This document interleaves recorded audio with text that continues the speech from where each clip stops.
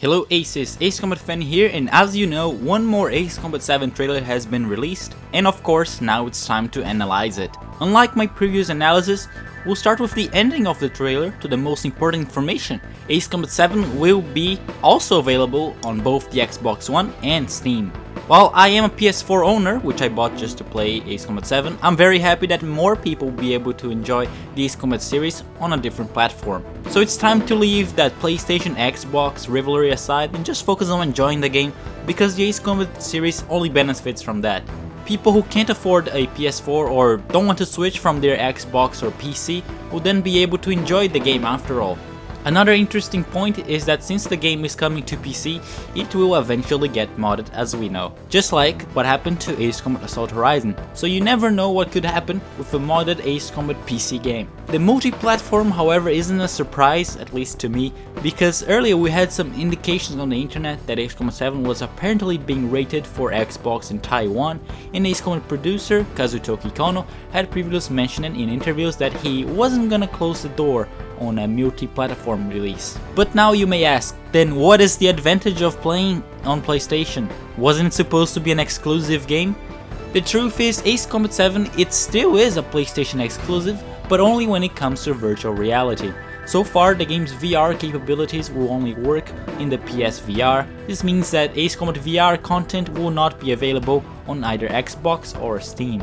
Coming back to the trailer analysis, this trailer is basically an extended version of the 2016 PSX trailer, and because of that I'm only going to analyze the new scenes and details. In case you want to go more in depth, I'll leave the link of my previous trailer analysis in the description of the video. We start the trailer with an aerial view of a desert area, and as you can see in the bottom part of the video, there are some markings on the ground that indicate a test site, with a compass rose and 2 runways. I have done a little bit of research, and this place in Strangeville seems to be based on the Edwards Air Force Base in California, which is located right beside a dry lake.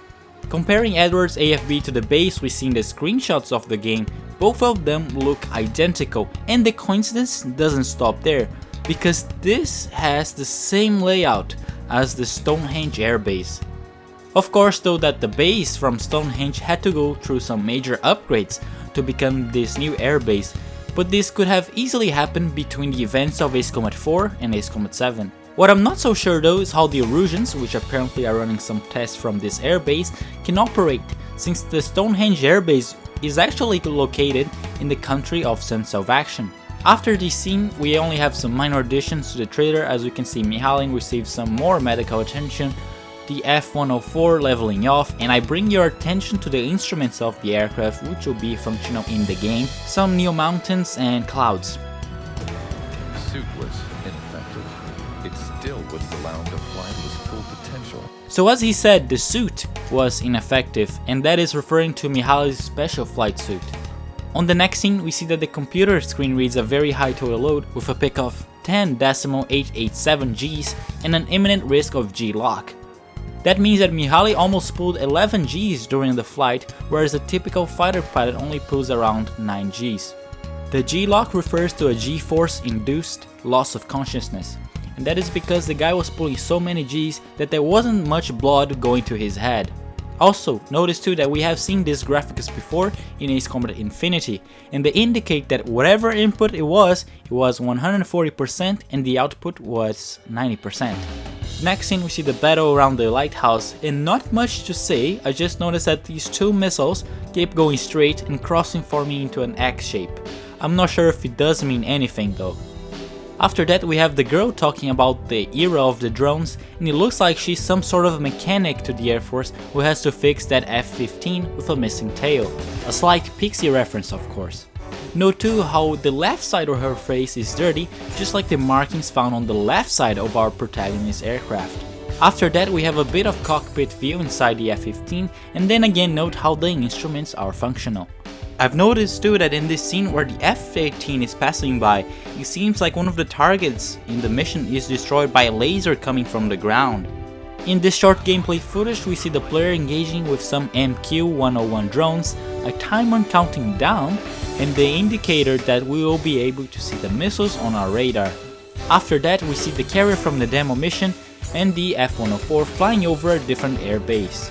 which is close by to the sea, so definitely not the Stonehenge airbase. This is pretty much it to the trailer analysis. The only new scenes are the mechanic girl in her prison cell, the number 44 guy around an aircraft, and a mysterious woman, and I want to speculate that's the Princess of Erusia, I guess, by a beach with some black sand. It kinda reminds me of Megalith, but I don't see how Megalith can fit in with the limited information that we have so far. So that was the analysis of the new trailer. I wanna know, did I miss anything?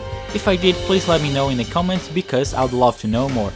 So that was the Ace Combat 7 extended trailer analysis. I hope you have enjoyed, and of course stay tuned for more Ace Combat.